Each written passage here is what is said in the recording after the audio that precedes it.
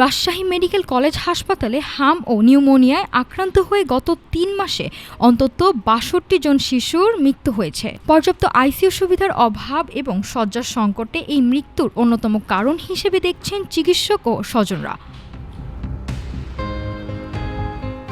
Rajshahi medical college হাসপাতাল শিশু ওয়ার্ডে এখন চাপা আতঙ্ক।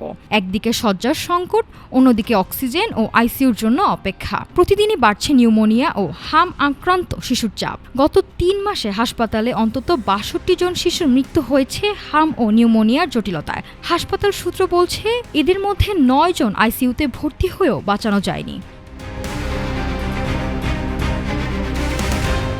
হাসপাতালের শিশু আইসিইউতে মাত্র ১২টি শয্যা রয়েছে, ফলে নতুন রোগী ভর্তি প্রায় বিলম্বিত হচ্ছে।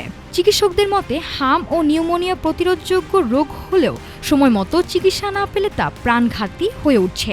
হাসপাতালে সরেজমিনে দেখা গেছে, শিশু ওয়ার্ডে একাধিক রোগী এক শয্যায় চিকিৎসা নিচ্ছে। অনেক শিশুই অক্সিজেন সহায়তার জন্য অপেক্ষায়। বিশেষজ্ঞরা বলছেন, টিকাদানের ঘাটতির কারণে আবারও বাড়ছে হাম।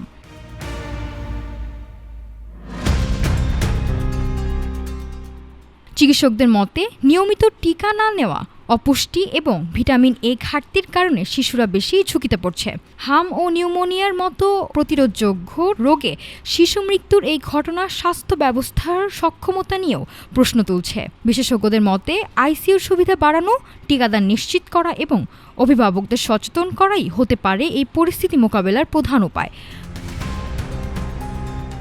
রাজশাহীতে শিশু মৃত্যুর এই উদ্বেগজনক পরিস্থিতি নিয়ে এখন দেশজুড়ে নতুন করে স্বাস্থ্য ব্যবস্থার সক্ষমতা ও টিকাদান কর্মসূচি নিয়ে আলোচনা শুরু হয়েছে।